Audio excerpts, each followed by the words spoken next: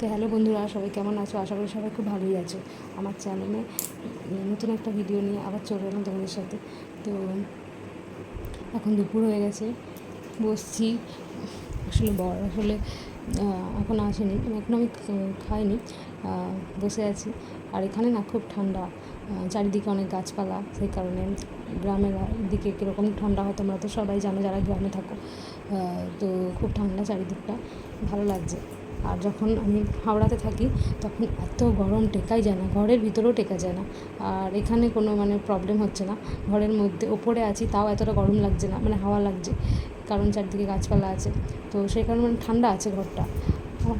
অনেক দিন পরে একটু আরাম পেলাম দুপুরবেলাটা, কারণ ওইখানে যখনই থাকি সত্যি দুপুরবেলাটা আমার খুব কষ্টেই কাটে, প্রচণ্ড গরম লাগে।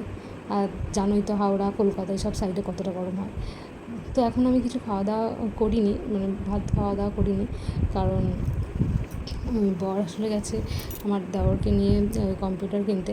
তো ও আসবে, ওরা আসছে, রাস্তাতেই আছে, তারপরে একসাথেই সবাই খাওয়া দাওয়া করবো। তো বসছি এখন। আর একটা জায়গা তোমাকে দেখাই, ওই জায়গাটা আমার খুব প্রিয় জায়গা। তো এই দেখো, এটা হলো সেই বিউটিফুল প্লেস, যে প্লেসটার কথাই তোমাদেরকে বলছিলাম। এই জায়গাটা আসলে আমার সত্যিই খুব ভালো লাগে। আমি ঘরে যত টাইম না থাকি তত বেশি টাইম আমি এখানে এসে দাঁড়াই, বসি, ভিডিও বানাই। আর প্রচণ্ড হাওয়া দেয় এখানে, সত্যিই খুব ভালো লাগে। আর অনেক গাছ আছে তো তাই। আর এই দেখো, এই যে চেয়ারটা দেখতে পাচ্ছ, তো এখানে বসে বসে আমি পা দোলাই, আর না হলে এখানে ফোন রেখে ভিডিও করি। আর ওইদিকে যে সবেদা গাছ দেখতে পাচ্ছ, অতটা ভালো করে যদিও আসছে না, তাও তোমাদেরকে দেখানোর চেষ্টা করছিলাম। ওগুলো হচ্ছে সবেদা গাছ, ওগুলো সব আমাদেরই গাছ। যতটা জায়গা দেখতে পাচ্ছ পুরো জায়গাটা আমাদেরই। তো অনেক গাছ আছে, সেই কারণে খুব হাওয়া, সত্যি কথা বলতে গরম লাগেই না, এত গরমও গরম লাগছিল না। আর এই দেখো, এটা হচ্ছে জামরুল গাছ, প্রচুর জামরুল ধরে এই গাছটায়, জানো তো। আর জামরুলগুলো না খুব মিষ্টি হয়। এমন একটা টাইমে গেছিলাম যে টাইমে জামরুল ছিলই না, সবে ফুল হয়েছে। আর এই দেখো, এগুলো হচ্ছে কামিনী ফুল। এই ফুলগুলো না এখন শুকিয়ে গেছে, এগুলো অন্য টাইমে হয়, তাই সেই কারণে এখন শুকিয়ে গেছে। আর যখন হয় না তখন দেখার মতন দারুণ লাগে, পুরো সাদা হয়ে যায় গাছটা।